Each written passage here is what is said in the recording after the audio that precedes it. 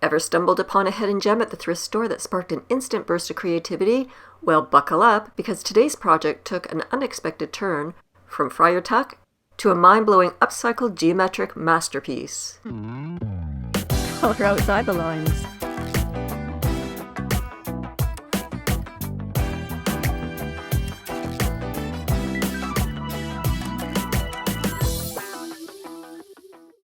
I love creating mosaics with aluminum cans like the cabinet door art you'll see linked in the upper right-hand corner.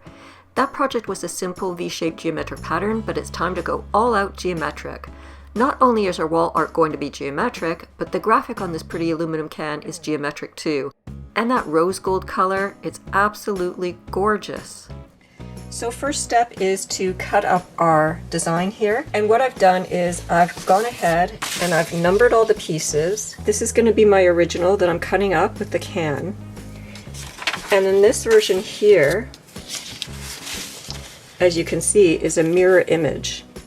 Once the cans are cut using this pattern piece, I'm going to use the double-sided tape to stick them down onto another copy of the original pattern.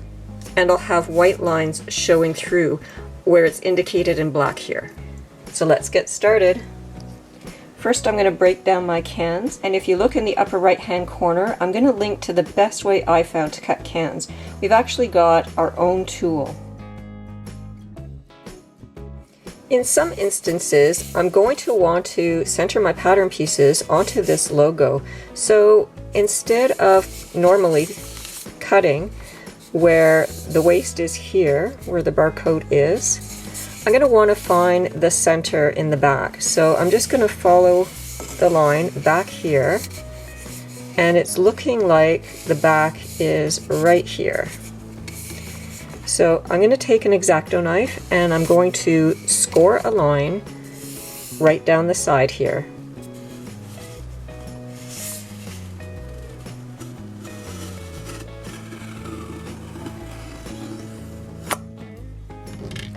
Now that my line is scored, I'm going to cut the rest of the can, and to do that, I'm going to place it upside down into my special board here. It's got a circle cut out. I'm going to place it into that slot. Now I'm going to move the sharp edge up to the side of the can until it engages, and then I'm going to spin the can around. As you approach the side of the can where you just scored, be sure to spin just past it, because you want to score that twice. Now we're done our score and we can set our tool aside, and I'm going to link to how you can make your own tool up in the description on the right hand side, so be sure to check that out. Find the side of the can where you scored. You're going to take your blade here and just gently rock it so that you break through that score.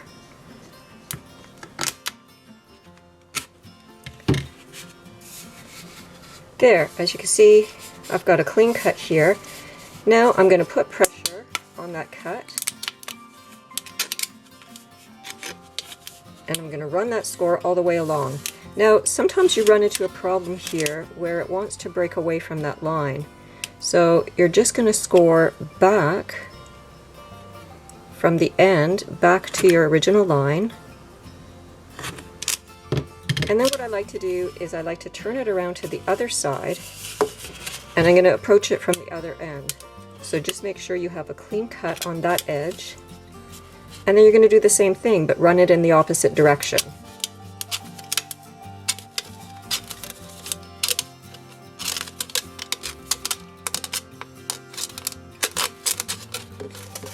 Then when you're back to where it went a little wonky, you can just twist it right off.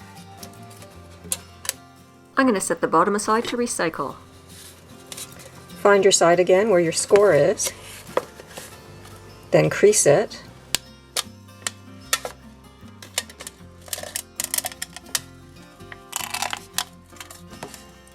Once you run the score down to the bottom, just pop it right open. Now we're going to take our scissors and cut the bottom of the can. I like to use these titanium scissors. I find they give me a really nice cut. And what I love about these gloves is that I can't accidentally cut myself on the sharp metal edge here because this is rubberized. And this one on the right hand, it actually gives me the flexibility to hold the scissors, but it's also cut resistant. I'll link to where you can find those in the description.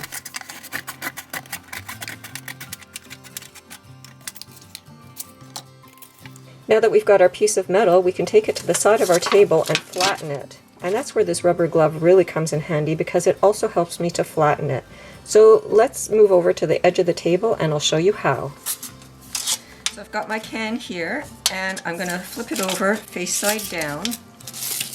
I've also put some brown paper down on my table to protect that. I'm going to place my rubber glove over the can, putting pressure down with my palm. I'm going to roll it over the edge of the table a couple of times.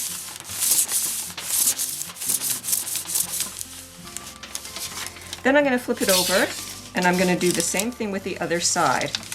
Now this particular aluminum is pretty thick, so it might take a few more times to get it perfectly flat. And there you go, it's perfectly flat enough to put your pattern pieces on. So let's go back over to where we're cutting our pattern pieces and let's start cutting. So again, this is the piece I'm going to cut up before we put it onto the live edge plaque. So what you want to do is cut away the black lines. So I'm going to cut right along that edge. And there's one piece of the horn. So I'm going to do the same thing with the opposite side here so that I've got my two pieces, because what I want to do is when I lay this onto my can, I want them to be somewhat symmetrical. So I'm going to lay them on together. So let's go ahead and cut the other side in the same manner. So if you just want to be sure what you're cutting here, I can flip it over and I can see through my lines. And I'm just going to cut away the black line on the other side exactly where I did the opposite one. And this is just to separate it out. So I've got my two pieces, and when I lay it onto my can, I can get them on. I can line it up in exactly the same way.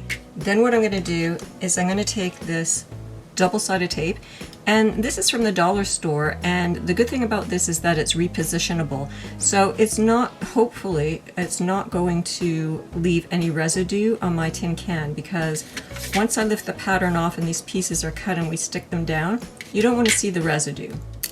It's quite transparent, so you probably can't see it. But on the opposite side here, I'm just going to add it onto the back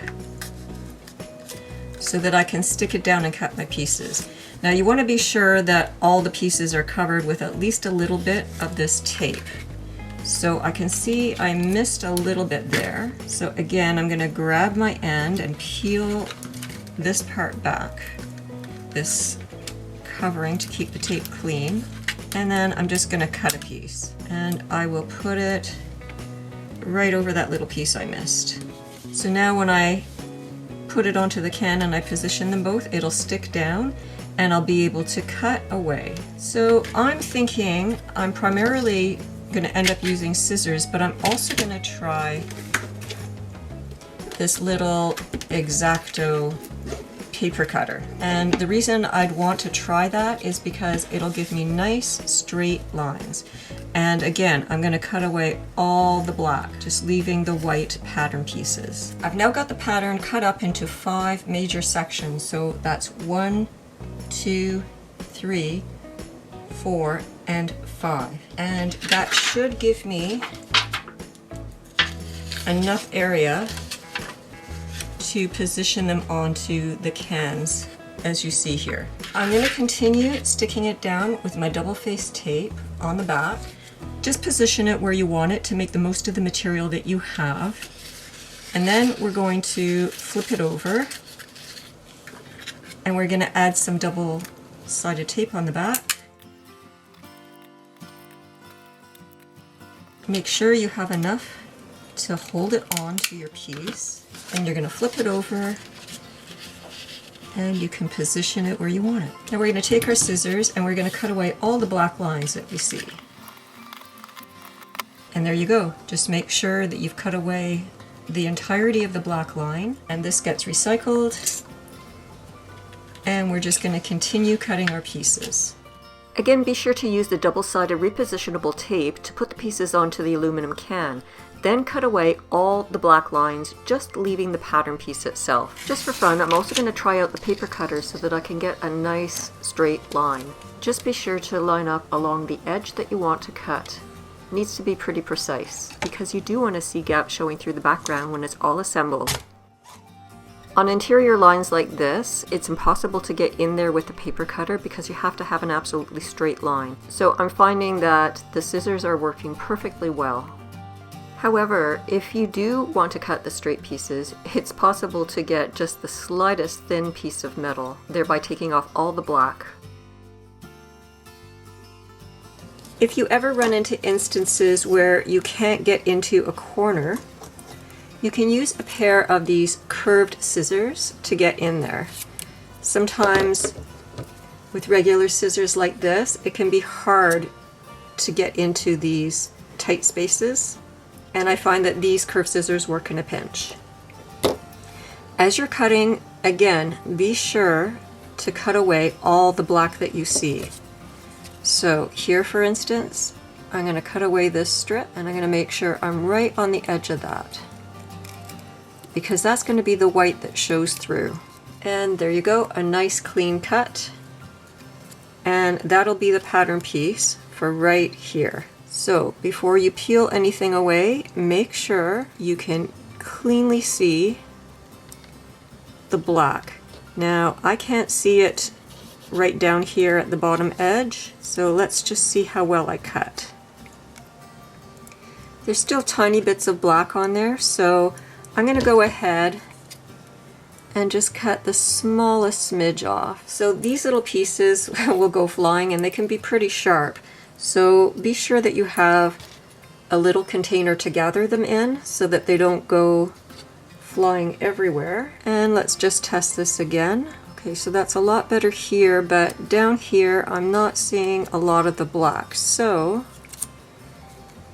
I'm going to have to come back with the scissors again and just make sure I'm cutting everything away. Even the slightest amount can make a difference. What you can do if you're still running into problems, and I don't know why this is you can just like sort of mark where the intersection should be, and then come back with your scissors on the back side. Just come onto that mark, and I'm going to cut away to literally nothing here. And let's see if that made a difference. Okay, that's looking a lot better. I can see my line. You just want to make sure that there's a gap between all the pieces, so as you put that on, you're not going to have any problems. So I'm ready to peel this piece and add it onto my pattern. So what you want to do is just carefully take away the paper. So I'll just get it into the corner here and just lie it down like so. So I'm going to go ahead and cut all my pieces, and then I'm going to get them face down onto their respective places. So this is number 42, I think. And that's going to go right there. So let's just make sure we're seeing black. Just want to make sure your gaps are there. And that's looking pretty good. So that's another piece. I can carefully peel the paper off, and I'm going to leave behind my double-faced tape. And again, this double-sided tape is repositionable, and you want to look specifically for one that is, because you don't want to be left with any sort of messy stickiness on the face of your cans, because that's what's going to show in the end. That's down there. As you see here, I'm putting the pattern pieces onto the mirror image pattern upside down to check the gap. However, if I had to do this again, I would use the original pattern and put the pieces right side up. That has one big advantage. You can see how your artwork will look when it's stuck down on the plaque. Speaking of sticking this onto the plaque, I originally thought I would add glue onto the back and stick this whole thing down at the same time. But as you'll see later, I had to pivot and use a sheet of double-faced adhesive on the back, cutting each piece again. You might be wondering why I don't just add the adhesive on the back first and then cut the pattern pieces. But I think that might be too thick to get accurate cuts. Crafting is all about troubleshooting, so if you do this project and have a faster or easier way to get the same result, please let me know in the comments. Before adding the adhesive onto the back, be sure to take off the double-sided tape from the front side of the tin. In addition to the clear laminate, I'm also putting each piece on another piece of sticky back. And this is an adhesive that's going to go on the back, and I'm going to be able to peel it and then stick it down on the wood. So I'm having to recut every single piece again, and then this backing will get peeled once we're ready to stick it down. And the reason I'm using this is because I really can't find a glue that has a long enough open time that I'm going to be able to coat all of these pieces at once and put it down onto the wood. So once that's done, I'm going to put the piece onto my pattern here, and let's just stick that down on the backing. Then I'm going to cut that out as close to the line as I can get it without cutting into the tin, and I'll just continue cutting that away. There's my next piece.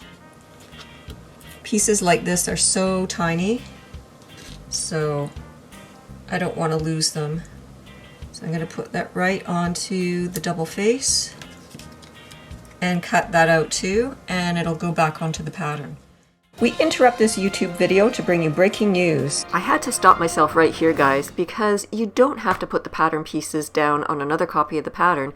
You can just skip directly to the next step and go directly onto the liner like I'm about to show you. To prepare this plaque, I've put the mirror image pattern on upside down, and I've marked where I want to center it.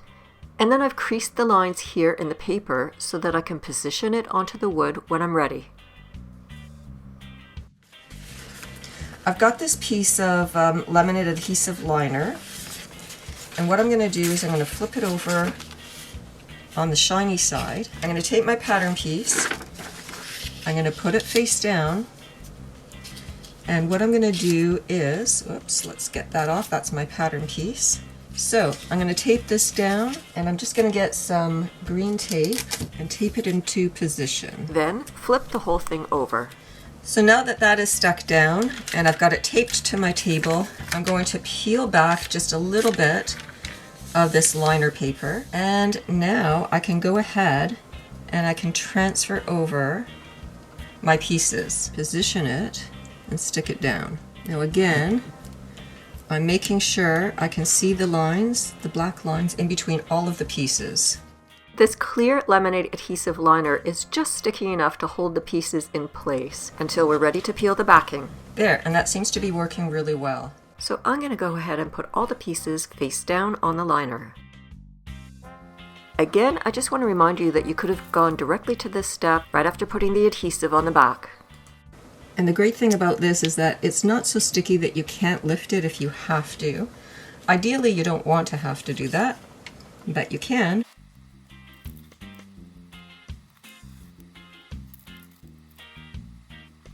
And again, I just want to point out that you want to make sure that you can see the black lines, because that's what's going to show through once you get it onto the wood. And I do want to see that. I want that differentiation.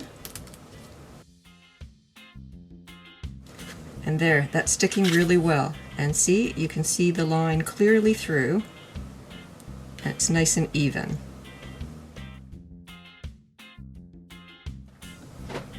Now it's time to peel this backing off, and we're going to get it onto the wood. To peel the backing is a bit of a delicate procedure here. Basically, you're just going to get under the tip and just sort of run along the top to release it, and then you'll be able to peel it back. So here, for instance, I just want to poke at the tip, and then I'm going to run along the top of the paper to release it, and then I can peel it back. So for now, I've just got all these pieces peeled back because I don't want to peel them right now. I'm going to release every piece and then peel it all at once so that there's less chance of stuff sticking to the adhesive. Time to peel the backing. As I do this, I'm going to roll this back to keep it clean.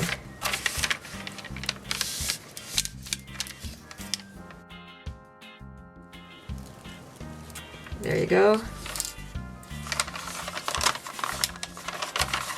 I'm going to carefully roll the backing paper as I go. That'll keep everything nice and clean. One tip is that before you start to peel, make sure all your pieces are dog-eared. I can see one here that I forgot, and perhaps this one too. Actually, that one's okay.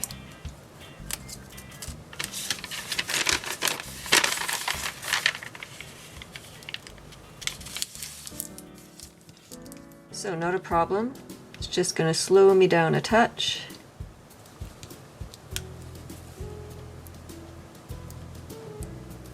There you go.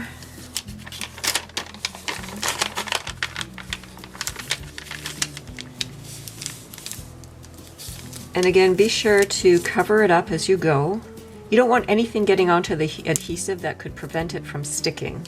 We're almost there.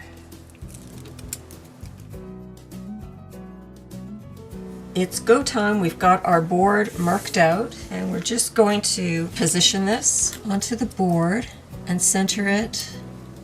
I just want to make sure I'm on my marks. Peel the backing like so.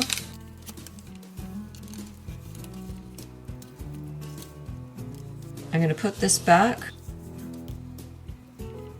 and I'm going to stick down where it's exposed.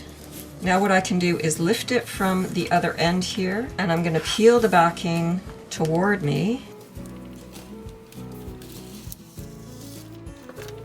And as I do that, I'm going to stick it down. Now I'm only putting pressure where I put the actual aluminum, because I really don't want to stick the clear backing. I just want to stick where the aluminum is. Now, if you like, you can take a roller and you can roll over it to make sure it's adhered. So I'm just going to put pressure only where the can is, because I want to ensure that it's going to stick. Okay, so now what I'm going to do is carefully peel away the clear backing. Just take it slow as you go. And hopefully the plan is that it's just going to leave the tin.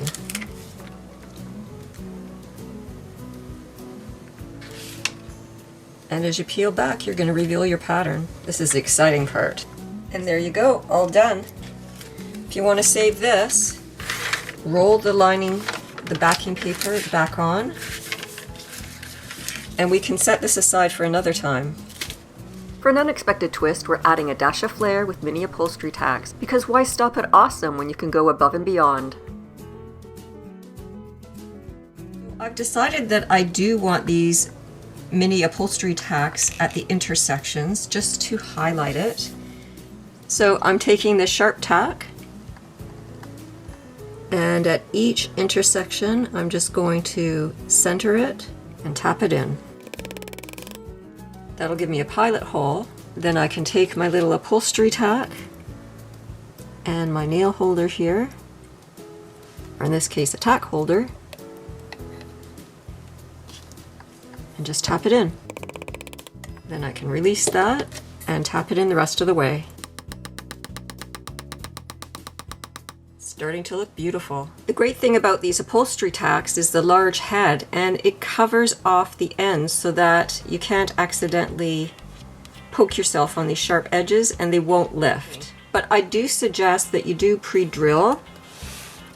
As you saw before, I took this push pin and I did a pilot hole, and I don't know if you can see this. Right here I've got a little bit of cracking on my paint, so I might just have to do a little bit of touch up there. So it is a good idea to pre-drill so that you don't get that. Okay guys, I really want to know, do you like this before without the nail heads? Or do you like the after? Which do you like better? Leave me a comment below and let me know why.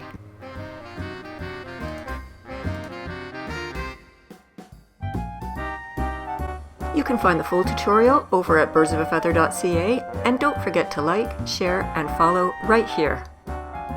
Want more budget-friendly, unique upcycle DIYs? Be sure to watch another video.